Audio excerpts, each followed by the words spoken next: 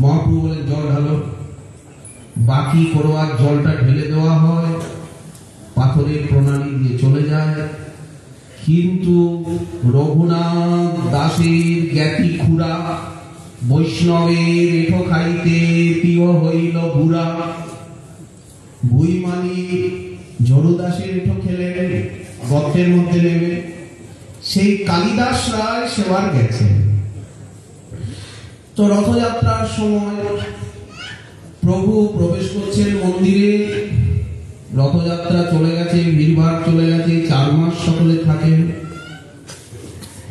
এখন মহাপ্রভু চরণ ধৌত করছেন, কালিদাস প্রভুর সামনেই হাত পেতেছে।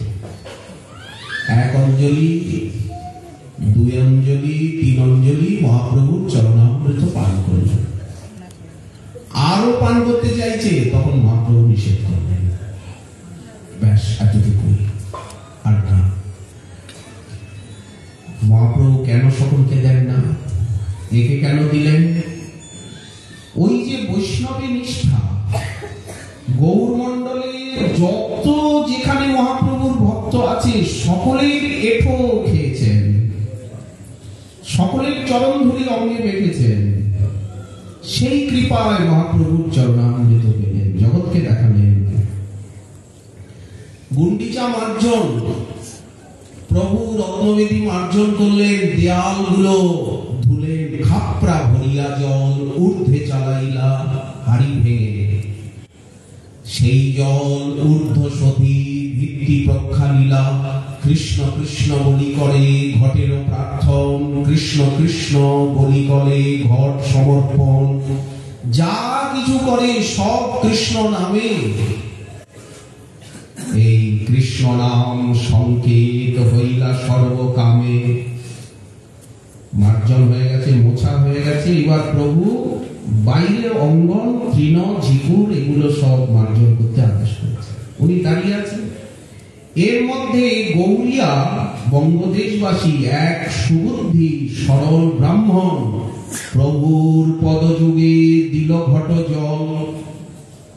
এতক্ষণ কিন্তু চুরি করে অনেকে মহাপ্রভুর চরণামৃত পান করেছে, কিন্তু চুরি করে করেছে প্রভুর সামনে। কিভাবে চুরি করলো?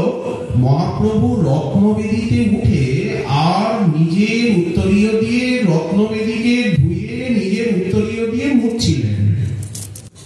শীতল সুস্নিগ্ধ করিলা মন্দির, নিজের হৃদয় যেন ধরিলা বাহি, মনটাই যেন বিছিয়ে দিলেন।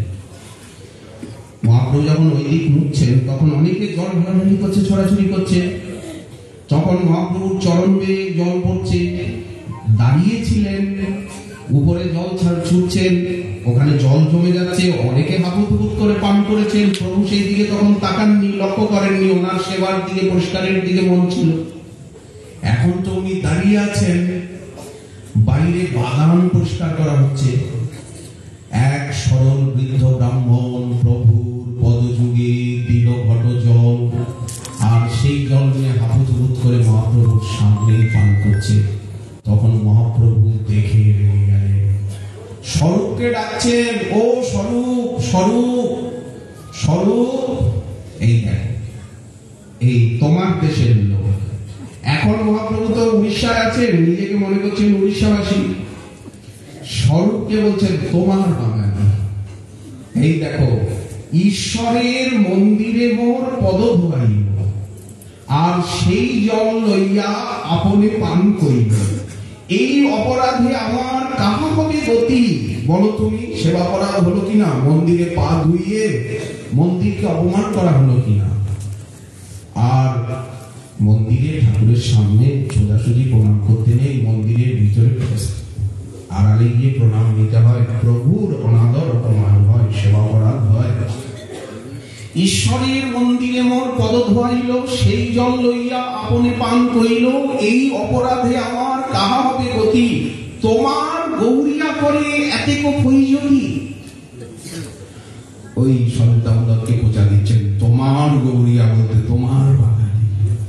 সন্তানদর কি করলেন? এসে সেই ব্রাহ্মণকে বৃদ্ধ গলা ধাক্কা দিয়ে, হ্যাঁ আপনি কিছু বোঝেন না, এরকম ব্যবহার না করলে প্রভুকে খুশি করা যাবে না। উনি বলেন, আপনি নতুন এসেছেন, কিছু জানেন না, বুঝেন না, কেন আপনি এই কাজ করতে গেলেন? চলুন ভাই, ভাই চলুন, চল। এই করে ওনাকে গুন্ডিচা মন্দিরের বাইরে যে দ্বার আছে সেখানে বসিয়ে দিল। আপনি এখানে যাবেন না, আমি পরে আপনাকে সবকিছু বুঝিয়ে দেব, আমি আপনাকে সবকিছু পরে, যাতে উনি দুঃখ না পান। এসে বলেন, প্রভু পার করে দিয়েছি, পার করে দিয়েছি। প্রভু তখন শান্ত হলেন। কি অসুবিধা? সেবা নিলে কি অসুবিধা? অবরামৃত দিলে কি অসুবিধা? চন্দন চুতে দিলে কি অসুবিধা? সেটা তো আর আমরা বলতে পারবো না, সেটা মহাপ্রভু বলতে পারবেন। উনি এরকম আচরণ শিখিয়েছেন। আবার নিতাই চাঁদ দেখুন, আকর্ষিয়া তার মাথে ধরিলা চরণ। নিতাই চাঁদকে যে দণ্ডবোধ করছে, নিতাই চাঁদ আকর্ষণ করে তার মাথায় চরণ দুটো তুলে দিচ্ছেন। এও আছে।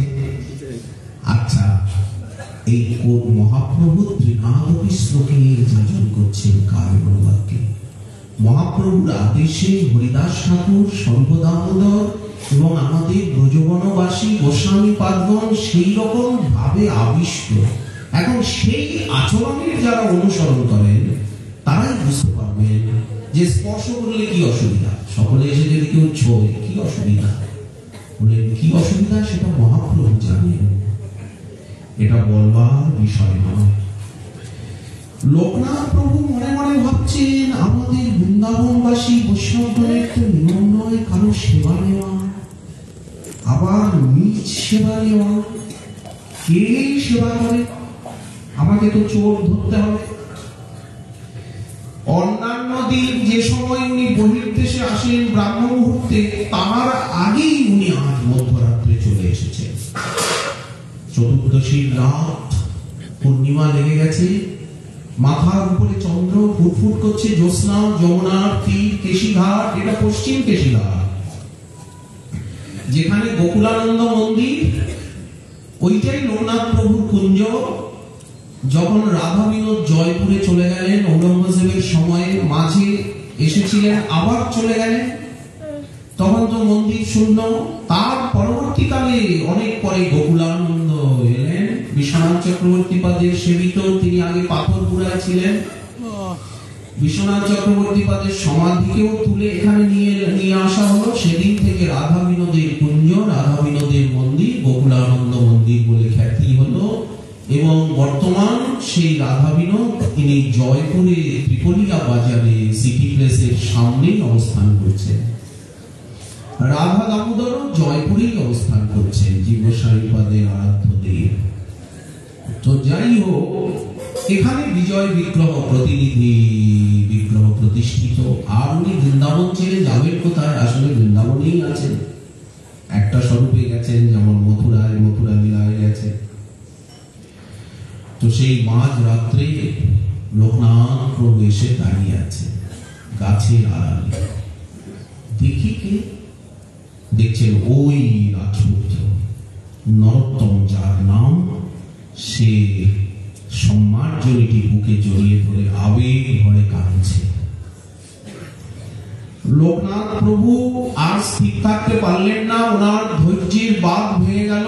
উনি সামনে এসে দাঁড়ালেন গাছের আড়ালের থেকে। কে তুমি? ধমকালেন, কে?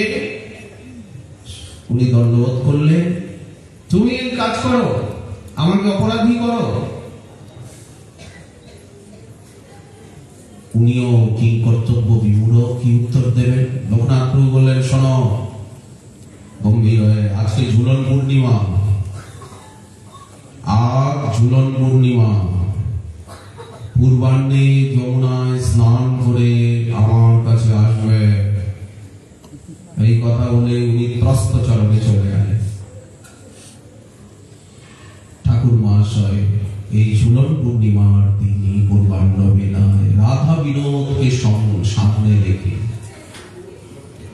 রাধা বিনোদ প্রাণ যাহার, নরোত্তম প্রাণনাথ, লোকনাথ গোসাই পাদকে বলা হচ্ছে নরোত্তম প্রাণনাথ করমরে আত্মসাৎ।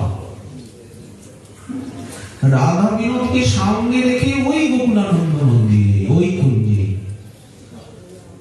অষ্টাদশাক্ষর মন্ত্র রাজি আমাদের যে দীক্ষা মন্ত্র, সেই মন্ত্রে দীক্ষিত হলেন।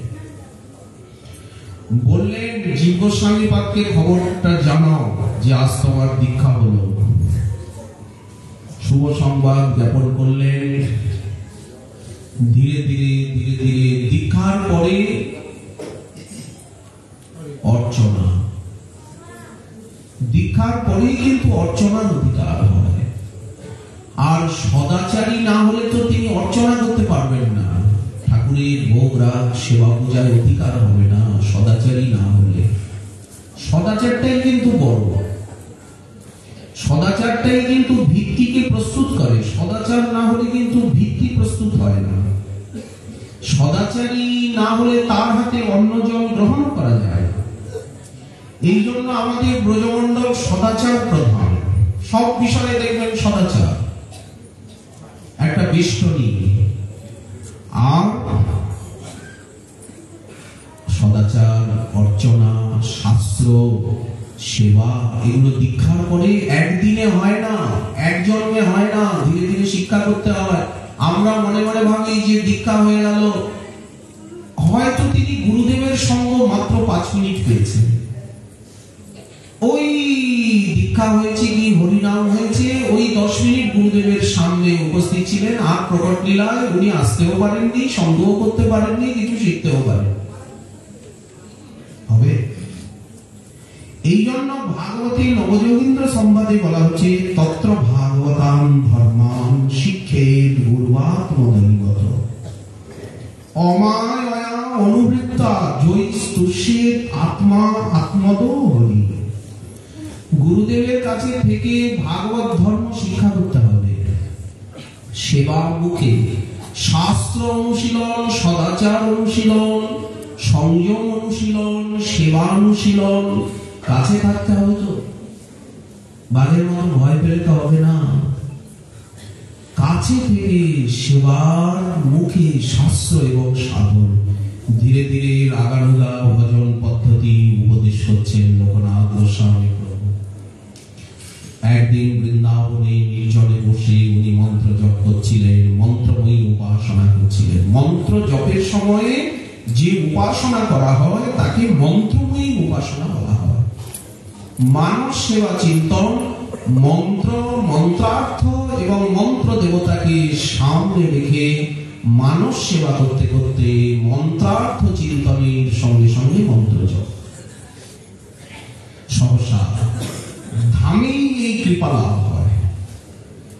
কেউ যদি নবদ্বীপ ধামে থাকেন, আপনা আপনি মহাপ্রভুর কৃপা অনুভব হবে। ধামের মহিমা, ধামের মহত্বের অনুভব হবে। এটা ধামে থাকবার একটা বিশেষ ফল। অনুভূতির দরজা শীঘ্র খুলে যাবে। সহসা রাধারানী স্বয়ং আবির্ভূতা হয়ে গেলেন। সামনে রাধারানী প্রত্যাদেশ করলেন, নরোত্তম, মধ্যাহ্নকালে আমার কুঞ্জে আমার প্রাণবল্লভের নিমিত্ত দুগ্ধ আবর্তন, দুধটাকে সুন্দর করে ঘন করতে হবে।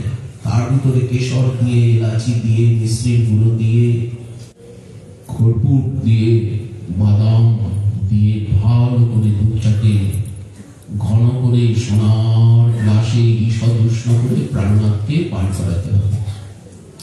এইটা তোমার নিত্য সেবা। এই সেবাটা তুমি করবে। শোনো, আমার প্রিয়তমা সখী চম্পকলতা এই সেবাটা করে, আমি তার কাছে থেকে নিয়ে তোমায় সেবাটা দিলাম।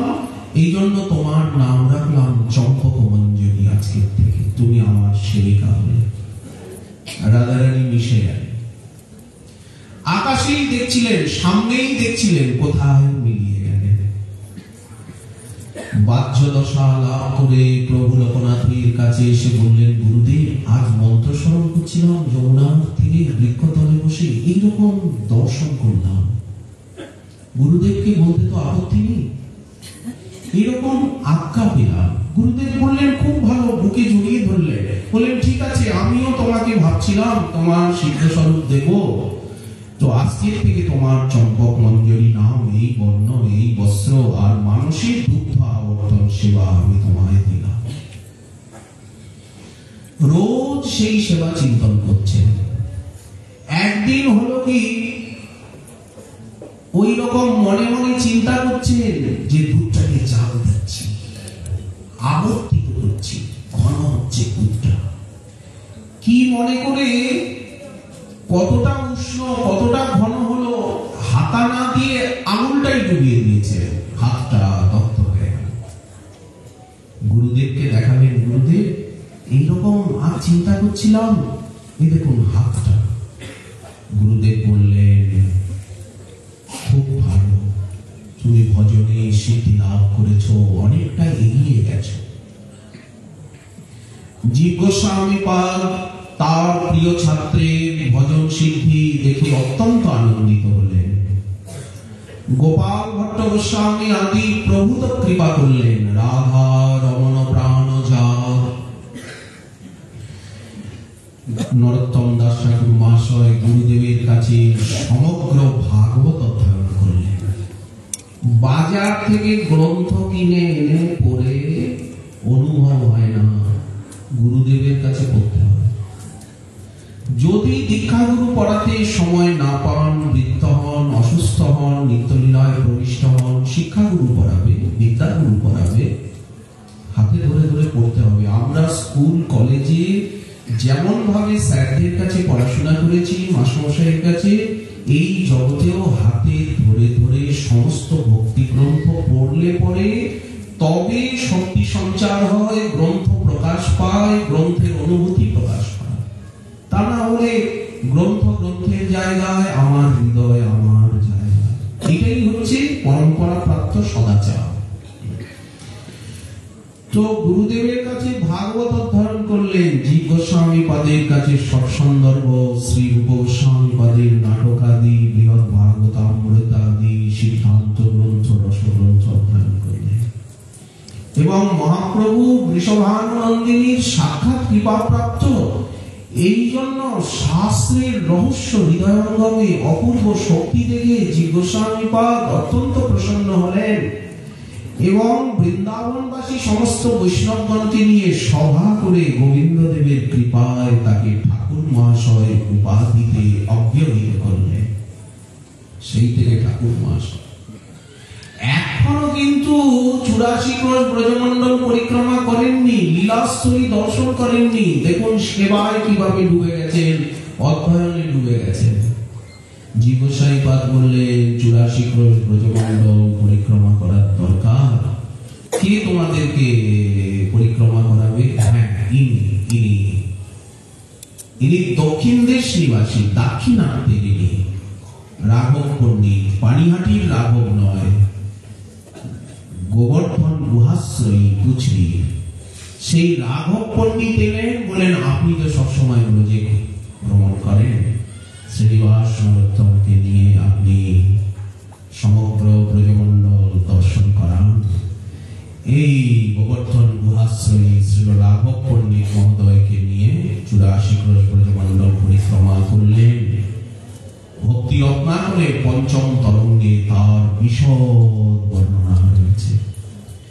এর মধ্যে শ্যামানন্দ প্রভু এলেন, দুঃখী কৃষ্ণদাস উড়িষ্যার উৎকলের দণ্ডকেশ্বর গ্রামের থেকে, হৃদয় চৈতন্য ঠাকুরের শিষ্য অম্বিকা পালনাথ, উনিও রাধারানীর নূপুর পেলেন। ললিতা দেবী ওনাকে রাধামন্ত্র দিলেন, বৃহত্তম রাধামন্ত্র। অনেক কয়টি বীজ আছে, এই রাধামন্ত্র আর কারো কাছে নেই।